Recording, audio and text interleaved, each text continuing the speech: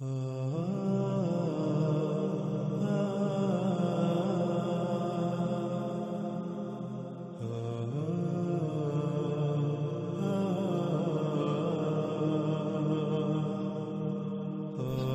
اللہ صلی اللہ علیہ وآلہ وسلم نے کہا، اس میں کچھ شک نہیں دجال کی چوٹی یعنی اس کا بلند ترین مقام سامنے سے تجھے اپنی طرف کھینچے گا، اپنے قریب کرے گا، اپنی طرف متوجہ کرے گا، تمہیں اپنی طرف دعوت دے گا، اور اس میں کچھ شک نہیں کہ قریب ہی کہے گا کہ میں تمہارا رب ہوں۔ پس جس نے کہا تو میرا رب ہے وہ اس کے فتنے میں پڑ گیا، اور جس نے کہا تو کذب کرتا ہے، میرا رب اللہ ہے، اسی پر توکل کرتا ہوں اور تیری حقیقت کھلنے پر اسی کی طرف پلٹتا ہوں، پس دجال اسے نقصان نہیں پہنچا سکے گا۔ ناظرین، اس روایت کو سمجھنے کے لیے اس روایت میں چند الفاظ ایسے ہیں کہ جن کو سمجھنا بہت ضروری ہے۔ جب تک ہم ان الفاظ کو نہیں سمجھیں گے تب تک ہم اس روایت کو گہرائی سے نہیں سمجھ سکیں گے، اور وہ پیغام جو محمد رسول اللہ صلی اللہ علیہ وآلہ وسلم نے اپنے ان الفاظ میں دیا، اس پیغام کو ہم نہیں سمجھ سکیں گے۔ تو رسول اللہ صلی اللہ علیہ وآلہ وسلم کے اس پیغام کو تفصیل اور گہرائی سے جاننے کے لیے ہم پر یہ بات فرض ہے کہ ہم اس روایت میں استعمال ہونے والے ان چند الفاظ کو ان کی گہرائی سے سمجھیں۔ ان میں سب سے پہلا لفظ آ جاتا ہے راس، اس کے بعد حب، پھر اس کے بعد لفظ آ جاتا ہے رب، اس کے بعد لفظ آ جاتا ہے افتتن یعنی فتنہ، پھر کذب، توکل اور لفظ انیب۔ تو ان میں سب سے پہلے ہم بات کرتے ہیں لفظ راس پر۔ راس کسے کہتے ہیں؟ جیسا کہ ناظرین ہم پچھلی ساتھ میں یہ بات جان چکے ہیں کہ راس کہتے ہیں کسی بھی شے کے بلند ترین مقام کو، کسی بھی شے کی چوٹی کو۔ مثلا اگر یہ لفظ انسانی جسم کے لیے استعمال کیا جائے گا تو انسانی جسم کا جو بلند ترین مقام ہے، جو چوٹی ہے، جو پیک ہے، اسے عربی میں راس کہا جائے گا۔ جیسے کہ انسانی جسم کا بلند ترین مقام وہ ہے جسے ہم سر کہتے ہیں۔ اس لیے جب یہ لفظ انسان کے لیے استعمال کیا جائے گا تو اس کا معنی انسان کا سر ہوگا، لیکن اس کا مطلب ہرگز یہ نہیں ہے کہ راس کا معنی یا راس کا ترجمہ سر ہے، نہیں، بلکہ راس کہتے ہیں کسی بھی شے کے بلند ترین مقام کو، کسی بھی شے کی چوٹی کو۔ پھر آگے آتا ہے لفظ حب۔ حب کہتے ہیں کسی شے کو اپنے قریب کرنے یا اپنی طرف کھینچنے کو۔ جیسے مقناطیسی کشش ہوتی ہے، مقناطیسی کشش کو یعنی مقناطیسی قوت کو بھی عربی میں حب کہتے ہیں۔ پھر آ جاتا ہے لفظ رب۔ یعنی رب کہتے ہیں اس ذات کو، یعنی وہ ذات جو کسی شے کو جب اس کا وجود نہ ہو وجود میں لائے، اس کے بعد اسے جس مقصد کے لیے وجود میں لایا اس مقصد کو پورا کرنے کے لیے اسے اس مقام پر لانا جس مقام پر آ کر وہ اس مقصد کو پورا کر سکے جس مقصد کے لیے اسے خلق کیا گیا، اور اس کی تمام تر ضروریات کو خلق کر کے اسے مہیا کرنے والی ذات۔ قرآن میں اللہ سبحانہ و تعالی نے بچے کے لیے اس کے والدین کو اس کا رب کہا، جیسا کہ آپ سورہ بنی اسرائیل کی آیت نمبر 24 میں دیکھ سکتے ہیں، ربی ارحمہما کما ربیانی صغیرا،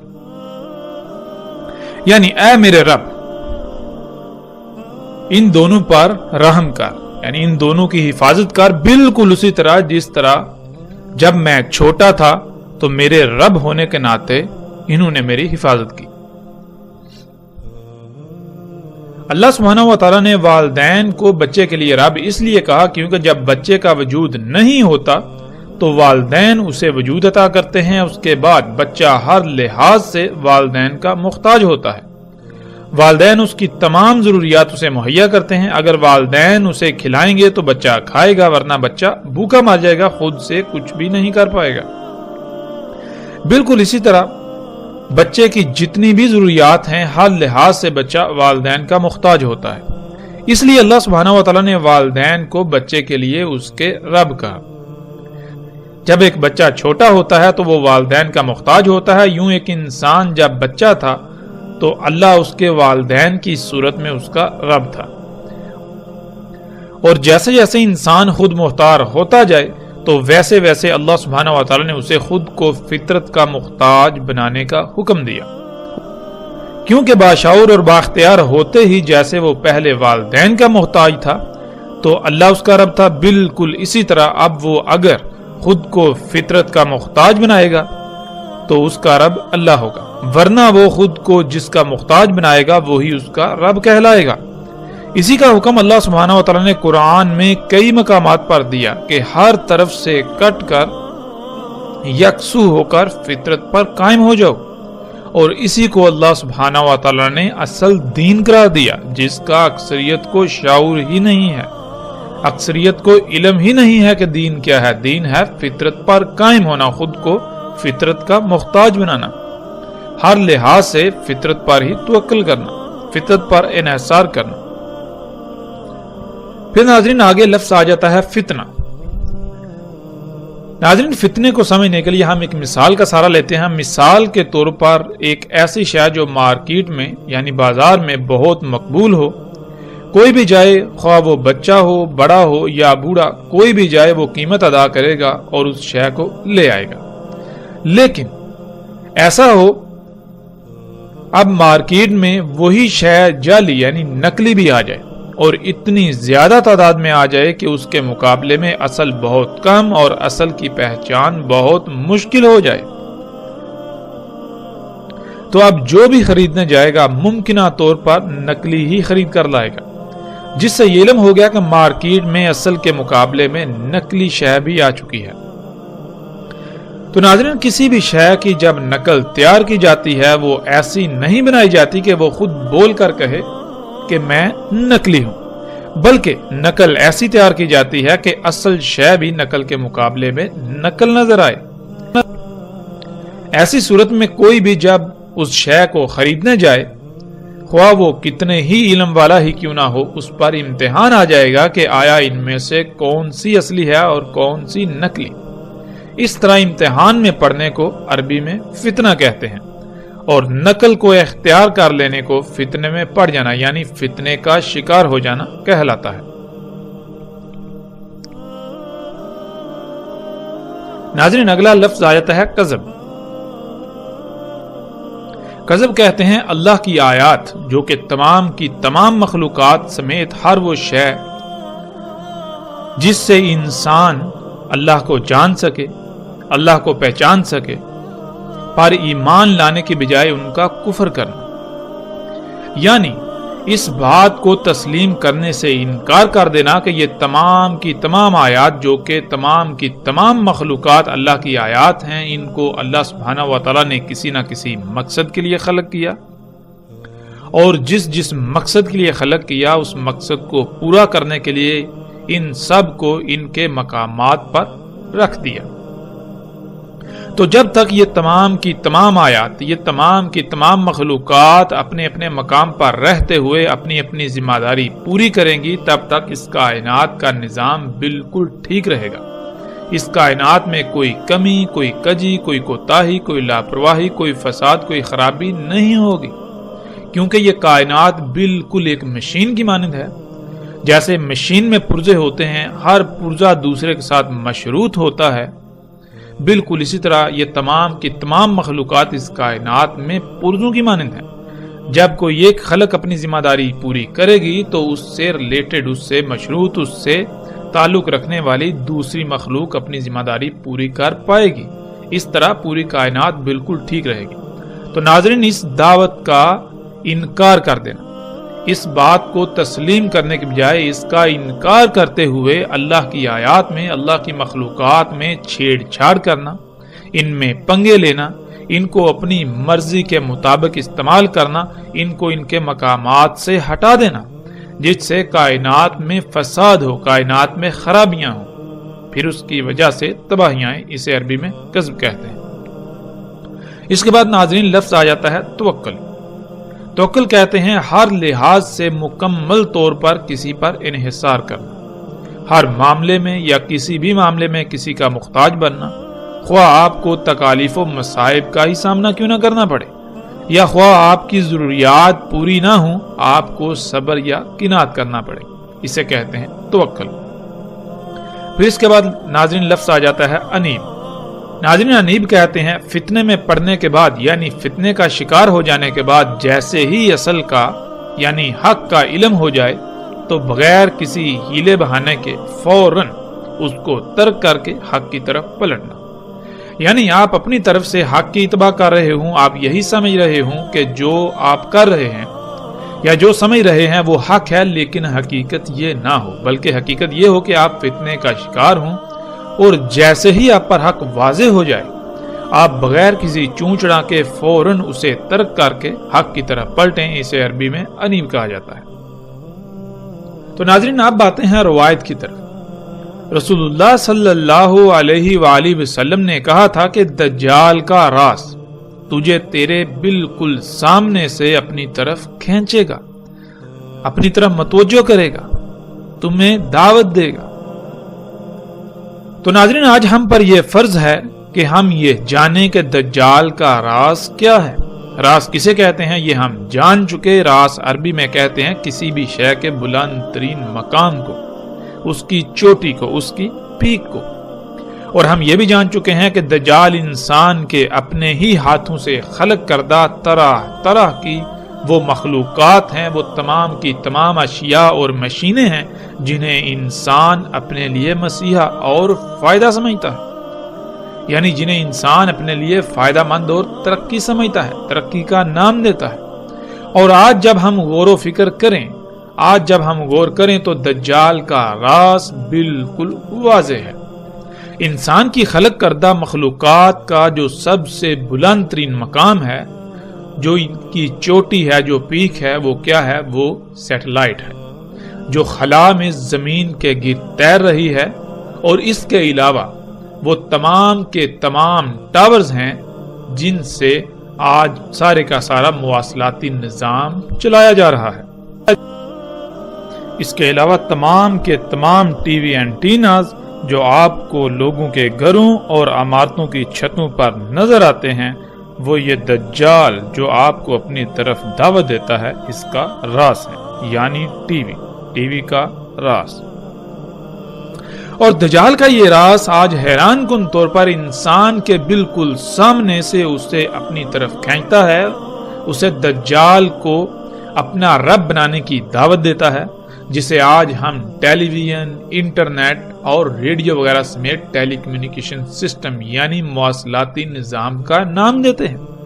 یہ سارے کا سارا میڈیا، یہ مواصلاتی نظام، سیٹلائٹس اور اونچے اونچے لمبے لمبے کھمبوں جو کہ دجال کا راز ہیں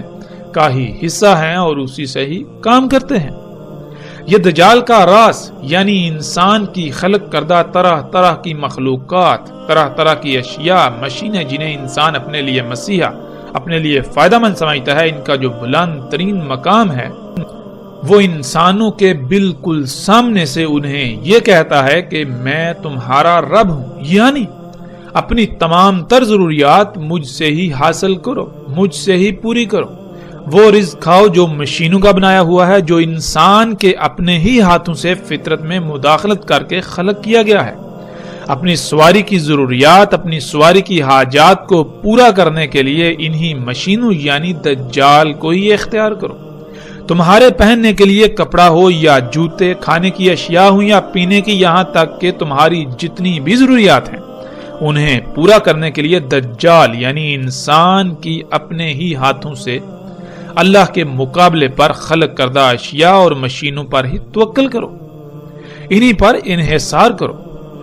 تو ناظرین رسول اللہ صلی اللہ علیہ وآلہ وسلم نے کہا کہ دجال کے راز کے جواب میں جس نے یہ کہا کہ تو ہی میرا رب ہے، یعنی جس نے خود کو فطرت کے بجائے انہی مصنوعی اشیاء سے اپنی ضروریات پوری کی، خود کو انہی مشینوں کا محتاج بنایا، خود کو دجال کا محتاج بنایا، تو وہ اس کے فتنے کا شکار ہو گیا، وہ اس فتنے میں پڑ گیا، وہ اس فتنے کا شکار ہو گیا۔ فتنہ ناظرین ہم جان چکے ہیں کہ کسے کہتے ہیں۔ اللہ سبحانہ وتعالی نے کائنات کو خلق کیا، تمام کی تمام مخلوقات سمیت انسانوں کو بھی خلق کیا، تو کیا اللہ یہ بھول گیا تھا کہ انسانوں کی ضروریات کیا ہیں؟ یا پھر اللہ کو یہ علم ہی نہ تھا کہ انسانوں کے لیے کیا فائدہ مند اور کیا نقصان دہ ہے؟ یا پھر اللہ کو یہی علم نہ تھا کہ انسان کی ضروریات کیا ہیں؟ یا پھر اللہ نے انسان کے لیے جو ضروریات خلق کی وہ انسان کے لیے ناکافی تھی، یا اللہ سے غلط خلق ہو گئی؟ ناظرین، قرآن میں اللہ سبحانہ و تعالی نے کہا کہ اللہ نے کسی بھی شے میں فرق نہیں کیا، یعنی اللہ نے جو کچھ بھی خلق کیا وہ بالکل پرفیکٹ، ہر لحاظ سے مکمل اور ہر طرح کے نقائص، خامیوں، کجیوں اور کوتاہیوں سے پاک خلق کیا۔ اور پھر اللہ کو یہ بھی علم تھا کہ ان کی ضروریات کیا ہیں، تو اللہ ان کی ضروریات خلق کرنا بھول نہیں گیا تھا۔ اس نے ہر ایک کی تمام ضروریات بھی خلق کی، جو کہ ہر لحاظ سے مکمل اور احسن خلق کی۔ وہ خالق ہے تو اسے ہی علم ہے کہ کس کے لیے کیا کیا فائدہ مند اور کیا نقصان دہ، جیسا کہ ہم سورہ الانعام کی اس آیت میں دیکھ سکتے ہیں۔ اور نہیں زمین میں وہ جتنے بھی حرکت کرنے والے جاندار ہیں، اور نہ ہی فضا میں تیرنے والے جو اپنے پروں سے فضا میں تیرتے ہیں، مگر وہ یعنی دنیا کا نظام چلانے کے لیے کسی نہ کسی ذمہ داری کو پورا کرنے کے لیے منظم ترین گروہ ہیں، بالکل اسی طرح جیسے تم ہو، یعنی انسان۔ یعنی ایسا نہیں ہے کہ زمین میں تمام کے تمام جاندار، حرکت کرنے والے اور اڑنے والے جتنے بھی جاندار ہیں وہ بغیر کسی مقصد کے خلق کر دیے گئے، جو ایسے ہی آوارہ ادھر ادھر گھوم پھر رہے ہیں اور ان کی ضروریات نہیں ہیں، یا ان کو کوئی فکریں نہیں، یا ان پر کوئی ذمہ داری نہیں۔ ایسا ہرگز نہیں، بلکہ وہ تمام کے تمام منظم ترین گروہوں کی حیثیت سے اپنی اپنی ذمہ داری کو آسان طریقے سے پورا کر رہے ہیں، اور ان کی بھی بالکل تمہاری ہی طرح کی ضروریات ہیں۔ تو کیا تم نے کبھی ان کو ایسا کرتے دیکھا جیسا تم کر رہے ہو؟ یعنی جیسے تم اللہ کے ہر کام میں مداخلت کر رہے ہو اور عذر یہ پیش کرتے ہو کہ تم اپنی ضروریات خلق کر رہے ہو، کیا وہ مخلوقات ایسا کر رہی ہیں؟ وہ ایسا کیوں نہیں کر رہی؟ کیا ان کی ضروریات نہیں؟ کیا ان کو حاجات لاحق نہیں جیسے تم کو ہیں؟ جب ان کو بھی ضروریات و حاجات لاحق ہیں بالکل اسی طرح جیسے تمہیں ہیں، تو پھر وہ ایسا کیوں نہیں کر رہی جیسا تم کر رہے ہو؟ بلکہ وہ تو اپنی ذمہ داری کو پورا کرنے میں مصروف ہیں تاکہ کائنات میں کوئی خرابی پیدا نہ ہو، ان کی لاپرواہی سے کائنات کے نظام میں کوئی رکاوٹ پیدا نہ ہو۔ ان کو کیوں ایسا کرنے کی ضرورت پیش نہیں آئی؟ آگے اللہ سبحانہ و تعالیٰ اس کا جواب یوں دیتے ہیں، نہیں فرض کیا ہم نے کتاب میں، یعنی کائنات میں کسی بھی شے سے۔ مطلب یہ کہ اللہ نے جو کچھ بھی خلق کیا وہ بالکل پرفیکٹ، ہر لحاظ سے مکمل اور ہر طرح کے نقائص، خامیوں، کجیوں اور کوتاہیوں سے پاک خلق کیا۔ اور پھر اللہ کو یہ بھی علم تھا کہ ان کی ضروریات کیا ہیں۔ تو کیا اللہ ان کی ضروریات خلق کرنا بھول گیا؟ نہیں، اللہ ان کی ضروریات خلق کرنا نہیں بھولا۔ اس نے ہر ایک کی تمام ضروریات بھی خلق کی، جو کہ ہر لحاظ سے مکمل اور احسن خلق کی۔ وہ خالق ہے تو اسے ہی علم ہے کہ کس کے لیے کیا فائدہ مند اور کیا نقصان دہ۔ تو اس کے باوجود جب تم ایسا کر رہے ہو تو پھر ایسا ہرگز نہیں کہ تم یہ سب کرتے رہو اور کوئی تم سے اس بارے میں پوچھے گا نہیں، بلکہ جان لو پھر ان کے رب کی طرف ہی اکٹھا کیا جانا ہے۔ یعنی تمہیں یہاں جو ایک محدود متعین مدت دی گئی ہے، جیسے ہی یہ ختم ہوگی تو تمہیں ان مخلوقات کے رب کی طرف اکٹھا کیا جائے گا۔ تب تم سے پوچھا جائے گا کہ کیا تمہارے رب نے تمہاری ضروریات خلق نہیں کی تھی، جو تم کو خود سب کچھ خلق کرنا پڑا؟ کیا تمہارے رب نے کوئی کوتاہی کر دی تھی؟ کیا تمہارے رب سے کوئی لاپرواہی ہو گئی تھی، کچھ غلط خلق ہو گیا تھا، عیب دار خلق کر دیا تھا، یا پھر وہ تمہیں خلق کر کے تمہاری ضروریات کو خلق کرنا ہی بھول گیا تھا؟ تمہاری ان حرکتوں کی وجہ سے کائنات میں جو فساد ہوا، جو خرابیاں ہوئیں اور ان کی وجہ سے جو تباہیاں آئیں، جو باقی مخلوقات کو، اللہ کے عباد کو کنات کرنا پڑی، ان کو مصائب و آزمائشوں کا سامنا کرنا پڑا، آج تمہیں ایک ایک رائے کا حساب دینا ہوگا اور اس کے نتائج کو بھگتنا ہوگا۔ ناظرین، اللہ نے مخلوقات کو خلق کیا تو کیسے اور ان کی ضروریات کو کیسے خلق کیا؟ جب ہم غور کریں تو ہم پر ہر بات کھل کر واضح ہو جاتی ہے کہ اللہ سبحانہ و تعالیٰ نے اس کائنات کو پورے علم اور حکمت یعنی حساب کتاب کے ساتھ ایک پیچیدہ ترین مشین کی مانند خلق کیا۔ مخلوقات کی ضروریات بھی اسی نظام سے یہ خلق ہوتی ہیں جسے ہم فطرت کہتے ہیں۔ فطرت پر قائم ہونا تھا، یہ اصل شے تھی، اصل دین تھا، دنیا میں آنے کا اصل مقصد و امتحان تھا۔ تو کیا آج ہم اپنی ضروریات فطرت سے حاصل کر رہے ہیں؟ فطرت پر قائم ہیں یا پھر آج فطرت کے مقابلے پر مصنوعی اشیاء کی بھرمار ہے اور ہم انہی کو اختیار کیے ہوئے ہیں، ہم انہی پر توکل کرتے ہیں، انہی پر ہمارا انحصار ہے۔ مصنوعی جو کہ اصل کے مقابلے میں نقل ہیں، اور یہ فتنہ ہے۔ انسانوں کو اصل کا علم ہی نہیں اور وہ چاہتے یا نہ چاہتے ہوئے بھی اس فتنے کا شکار ہیں۔ اپنا رب دجال کو بنائے ہوئے ہیں، اور جب کسی پر یہ بات واضح ہو جاتی ہے، یہ دجل چاک ہو جاتا ہے اور وہ اللہ سبحانہ و تعالیٰ کے ساتھ مخلص ہوتا ہے، یوں اس کے نزدیک اس دجال کا قتل ہو جاتا ہے، یعنی اس پر یہ دھوکہ واضح ہو جاتا ہے کہ یہ سب مصنوعی اشیاء جو فطرت کی ضد ہیں، یہ انسان کے لیے یعنی میرے لیے مسیحا نہیں، فائدہ مند نہیں، بلکہ دنیا اور آخرت میں میری تباہی کا سبب ہے۔ تو ایسے شخص کے بارے میں رسول اللہ صلی اللہ علیہ وآلہ وسلم نے یوں کہا، اور جو دجال کے راز کی اس دعوت کے میں تمہارا رب ہوں کے مقابلے پر یہ کہے گا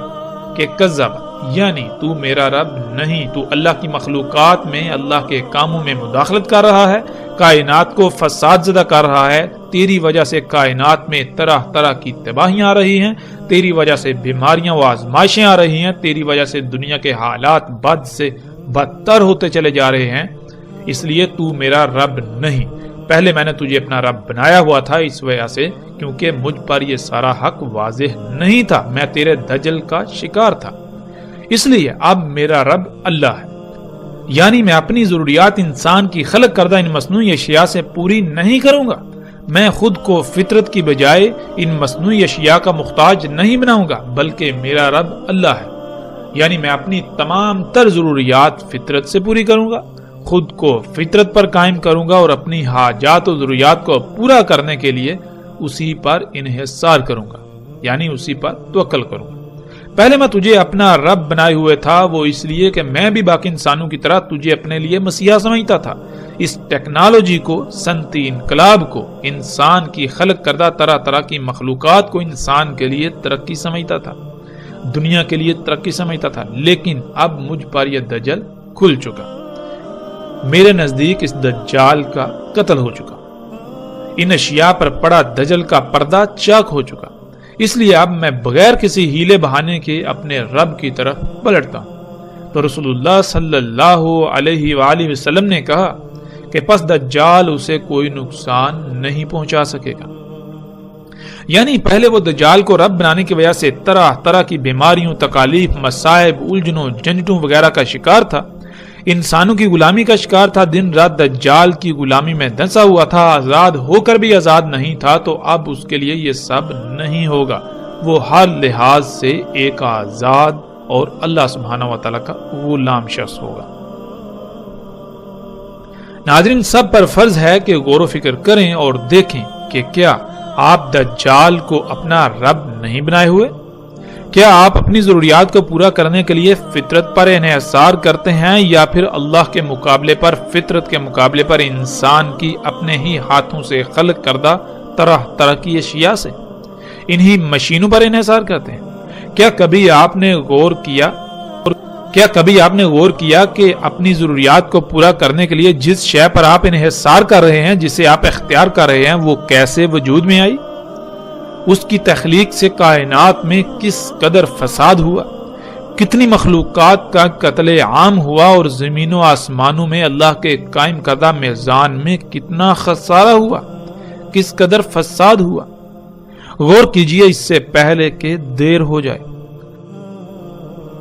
آج آپ کے پاس وقت ہے، جب یہی وقت ختم ہو جائے گا تو پھر سوائے پچھتاوے کے کچھ نہ رہے گا۔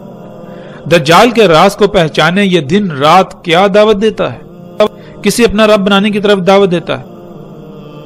ناظرین، بہت سے لوگوں کا کہنا یہ ہے کہ ہم اس سائنسی اور ترقی یافتہ دور کو چھوڑ کر پتھر کے دور میں چلے جائیں۔ کچھ انسان تو ایسا سوال بے بسی کے عالم میں ضرورت کے تحت کرتے ہیں، لیکن اکثریت بطور طنز ایسا سوال کرتی ہے۔ ایسی اکثریت خود کو عقل مند اور سامنے والے کو بیوقوف سمجھتی ہے، لیکن حقیقت میں بیوقوف کون ہے یہ جاننا بالکل بھی مشکل نہیں۔ ناظرین، پتھر کے دور سے ان لوگوں کی مراد یہ ہوتی ہے کہ آج اس مشینی دور کے برعکس آج سے چند صدیاں پہلے کا دور، جسے یہ لوگ پتھر کا دور کہتے ہیں۔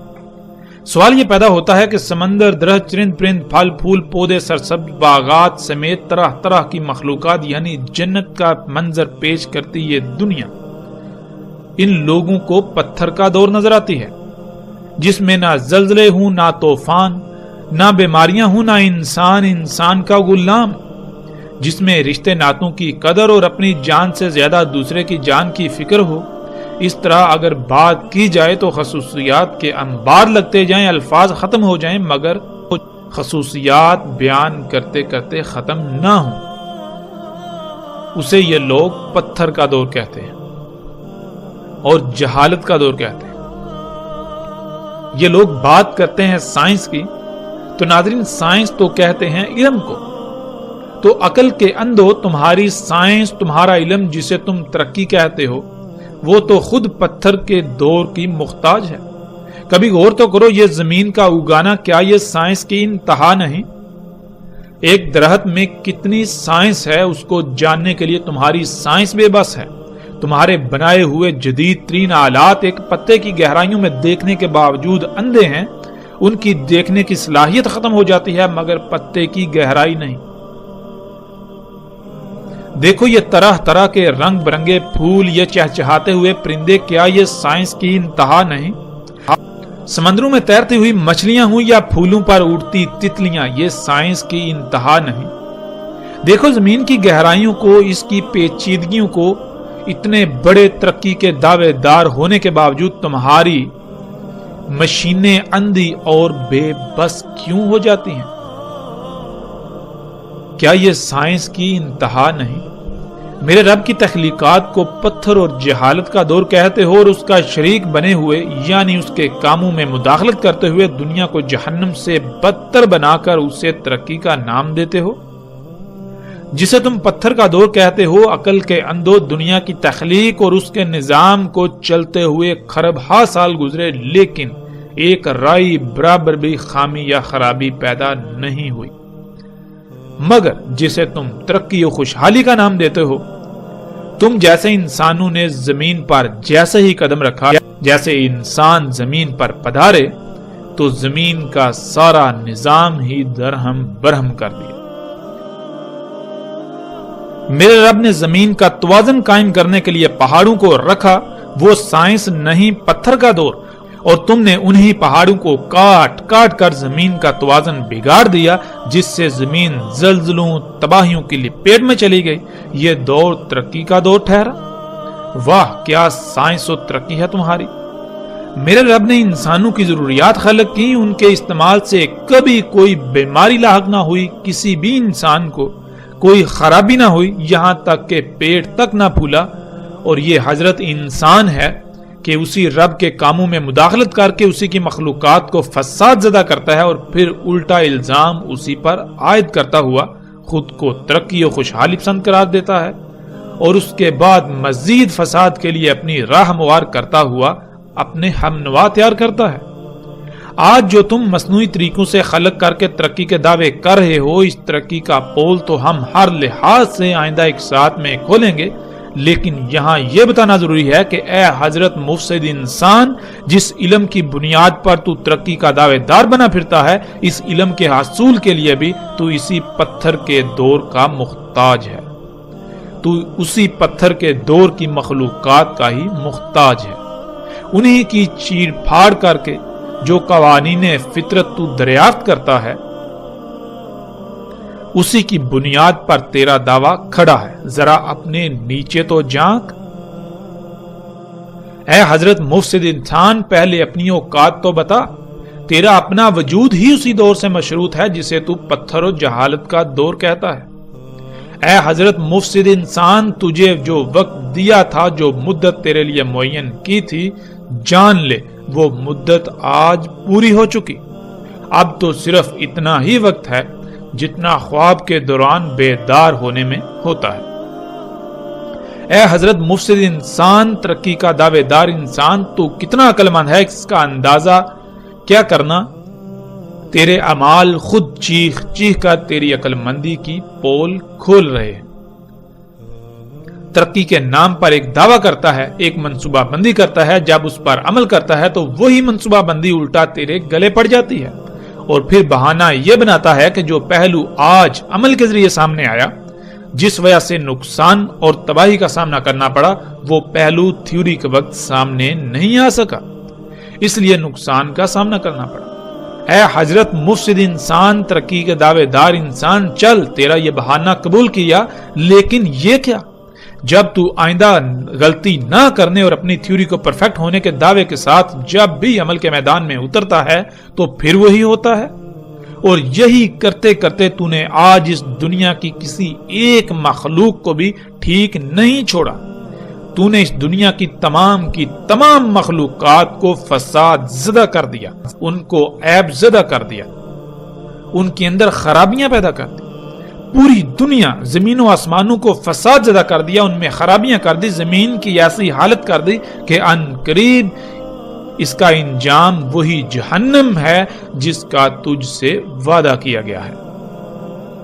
ناظرین، جیسے جیسے ہم آگے بڑھیں گے اس موضوع پر پوری تفصیل کے ساتھ ہر پہلو سے کھل کر بات کریں گے، لیکن اب ہم پلٹتے ہیں اپنے موضوع کی طرف۔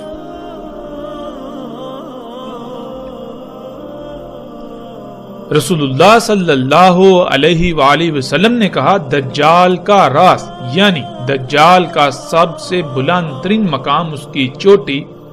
جیسے کہ درخت کی شاخ۔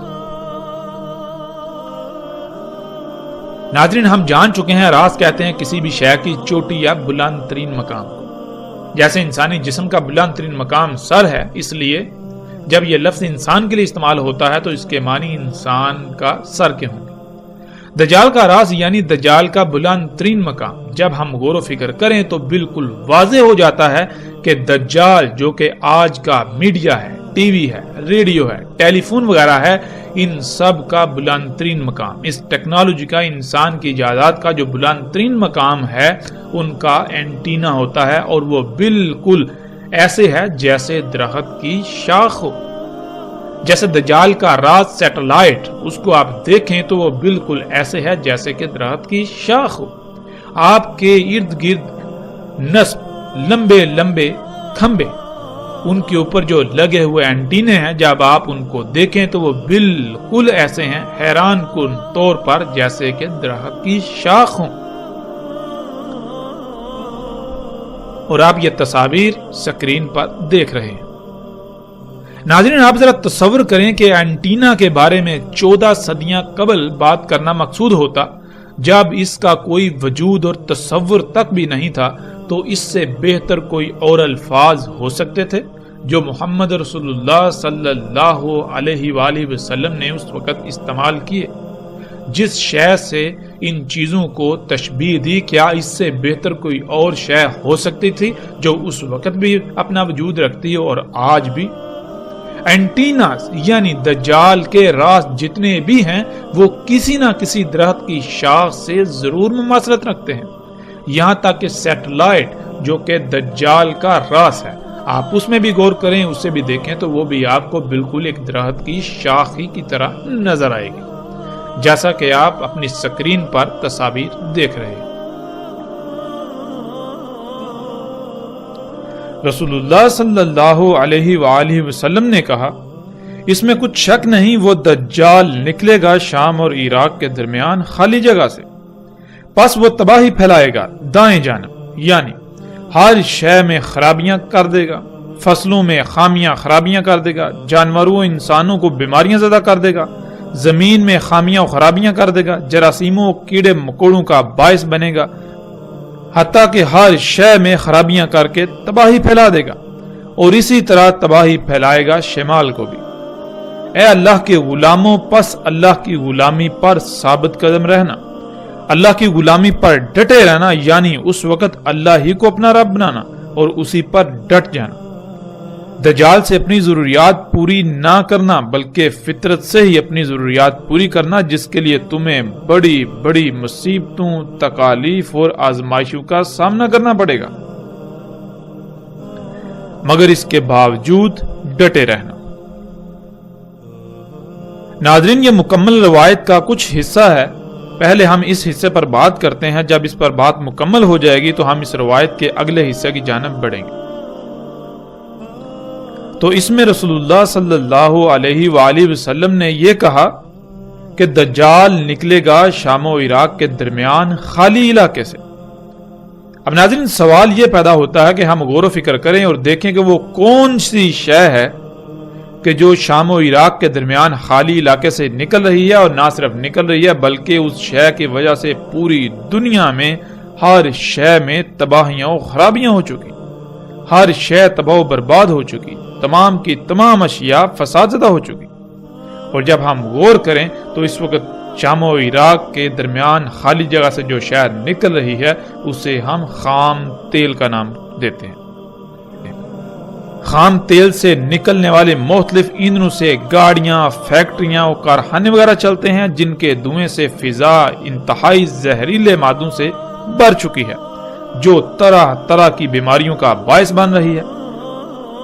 خام تیل کے نکلنے سے پوری دنیا کے معاش میں تباہی برپا ہو چکی ہے۔ خام تیل سے ہی نکلنے والے طرح طرح کے کیمیائی اجزاء کو آج تمام خوراکوں میں ملا کر انہیں ظاہراً تو خوشنما لیکن در حقیقت زہر بنا دیا گیا ہے، جسے کھانے والا ہر کوئی طرح طرح کی بیماریوں میں مبتلا ہے۔ خام تیل سے نکلنے والے اجزاء سے کھادیں بنتی ہیں جنہوں نے زمین کی پیدا کرنے کی صلاحیت کو تباہ و برباد کر دیا۔ خام تیل سے ہی نکلنے والے اجزاء سے طرح طرح کے کیڑے مکوڑے پیدا ہو کر مخلوقات کے لیے بیماریوں کا باعث بن رہے ہیں۔ خام تیل سے ہی نکلنے والے کیمیائی اجزاء سے ادویات تیار کی جاتی ہیں جو کہ دوا کے نام پر زہر ہیں، جو ایک بیماری سے وقتی طور پر نجات دلاتی ہیں، لیکن وہی ادویات جو کہ خام تیل سے وجود میں آتی ہیں وہ درجنوں نئی بیماریوں کا باعث بنتی ہیں۔ خام تیل سے ہی آج ہر قسم کا کپڑا بنایا جا رہا ہے جو انتہائی نقصان دہ ہے۔ خام تیل سے ہی ہر طرح کا بارودی مواد بنایا جاتا ہے جس سے پوری دنیا تباہ و برباد ہو رہی ہے، پوری دنیا تباہ کن جنگوں کی لپیٹ میں ہے، جس سے شہروں کے شہر کھنڈرات میں بدل چکے ہیں۔ خام تیل کے نکلنے سے ہی آج دنیا میں کوئی ایک شے بھی فطرت پر نہیں رہی، ہر شے میں فساد ہو چکا ہے۔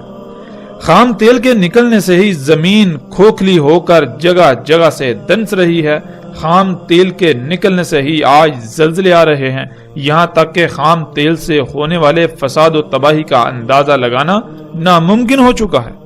اور ایسی صورتحال میں رسول اللہ صلی اللہ علیہ وآلہ وسلم نے اللہ کے غلاموں کو ثابت رہنے کی تلقین کی۔ آج ہم دیکھیں تو پوری دنیا میں جتنی بھی ٹیکنالوجی ہے، جتنی بھی اشیاء ہیں جن کو انسان اپنے لیے مسیحا کہتا ہے، وہ تمام کی تمام اشیاء یا تو اسی خام تیل سے وجود میں آ رہی ہیں، یا پھر ان کے وجود میں، ان کی تخلیق میں، ان کے بننے میں خام تیل کلیدی اور بنیادی کردار ادا کرتا ہے۔ خام تیل کے بغیر ان کا وجود ناممکن ہے۔ وہ آپ کے پہننے کے لیے کپڑے ہوں یا آپ کے پہننے کے لیے جوتے، وہ نہانے کے لیے صابن ہو یا گھر کی صفائی کا سامان، وہ گھروں میں جو آپ رنگ کرتے ہیں، پینٹس کرتے ہیں وہ ہوں، یا کسی قسم کی بھی کوئی شے، ہر شے ہی اس وقت خام تیل سے وجود میں آ رہی ہے۔ ظاہراً تو اس خام تیل سے دنیا جنت کا منظر پیش کر رہی ہے، لیکن حقیقتاً اگر اس کے پیچھے دیکھا جائے، اس کے پس منظر میں دیکھا جائے تو اسی کی وجہ سے پوری دنیا طرح طرح کی بیماریوں، مصیبتوں، تکلیفوں سے بھر چکی ہے۔ پوری دنیا کو طرح طرح کی تباہیوں کا اسی ہی کی وجہ سے سامنا کرنا پڑ رہا ہے۔ اسی خام تیل سے حاصل ہونے والے ایندھن سے جب کارخانے چلتے ہیں تو وہی کارخانے طرح طرح کی زہریلی گیسیں خارج کرتے ہیں۔ ان گیسوں کی وجہ سے یہ فضا جس میں ہم سانس لیتے ہیں وہ انتہائی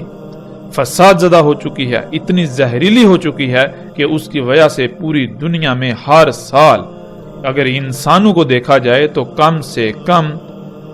1 کروڑ سے زائد انسان موت کا شکار ہو رہے ہیں، اور پوری دنیا کی 96% سے زیادہ آبادی اسی خام تیل سے خارج ہونے والی طرح طرح کی زہریلی گیسوں کی وجہ سے طرح طرح کی بیماریوں کا شکار ہے۔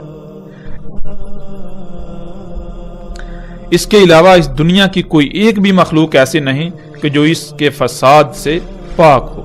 اس سے اسے نقصانات کا سامنا نہ کرنا پڑ رہا ہو۔ تو ایسی صورت میں جب اس وقت پوری کی پوری دنیا مصنوعی اشیاء سے اسی خام تیل کی وجہ سے بھر چکی ہے تو رسول اللہ صلی اللہ علیہ وآلہ وسلم نے مومنوں سے کہا تھا کہ تم ثابت قدم رہنا، اللہ کی غلامی پر ڈٹے رہنا۔ اس وقت ایسے حالات میں جب تم اللہ سبحانہ و تعالیٰ کی غلامی پر ڈٹو گے تو یہ انتہائی مشکل ہوگا۔ اور آج جب ہم غور و فکر کریں، نہ صرف آج ہم اسی وقت میں موجود ہیں بلکہ اگر آج اللہ سبحانہ و تعالیٰ کی غلامی اختیار کی جائے، فطرت پر قائم ہونے کی کوشش کی جائے تو یہ انتہائی مشکل ہے۔ جب رسول اللہ صلی اللہ علیہ وآلہ وسلم نے یہ کہا تو اس کے جواب میں اصحاب رسول نے سوال کیا کہ یا رسول اللہ صلی اللہ علیہ وآلہ وسلم وہ کتنا عرصہ زمین میں رہے گا؟ تو رسول اللہ صلی اللہ علیہ وآلہ وسلم نے جواب دیا 40 یوم، یوم جیسے سال اور یوم جیسے مہینہ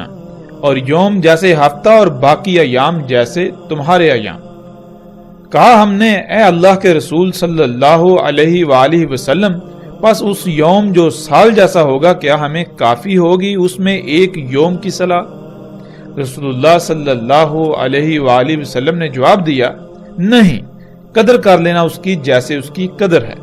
یعنی جیسے اللہ سبحانہ و تعالیٰ نے قدر میں کر دیا بالکل ویسے ہی ہوگا اس یوم تم پورے حساب کتاب کے ساتھ صلاۃ قائم کرنا جو اس کی قدر ہے۔